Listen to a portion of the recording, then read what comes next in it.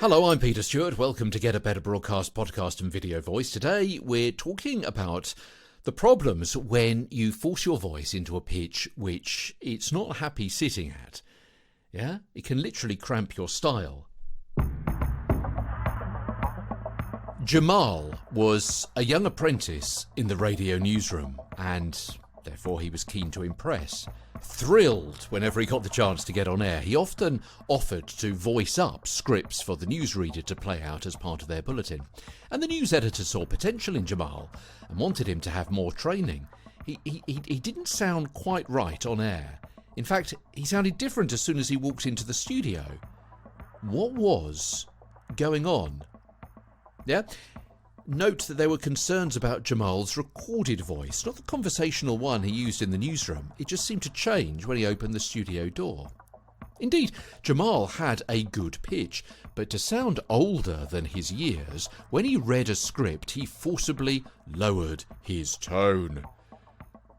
That not only put unnecessary tension in his voice, but also meant that his expressive range was hampered. When he needed to drop his voice at the end of a sentence, for example, he ended up sounding like a pastiche, and it was all wrong. Yeah, a voice that is deliberately pushed low can sound unnaturally strained and can cause physical harm for the speaker.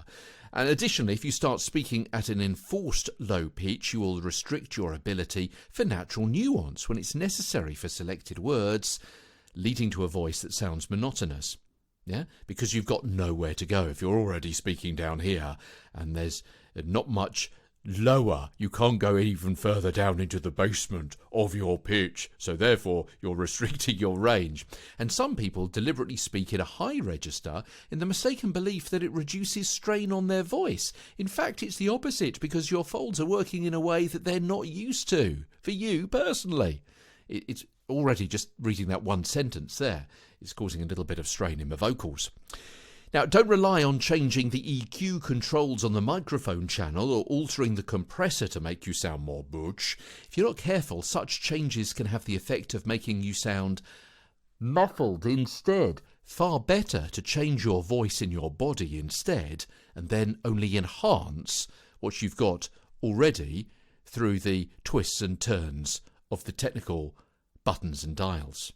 Credible delivery is more important than a deep voice, as we'll find out as Get a Better Broadcast podcast and video voice continues. From London, I'm Peter Stewart.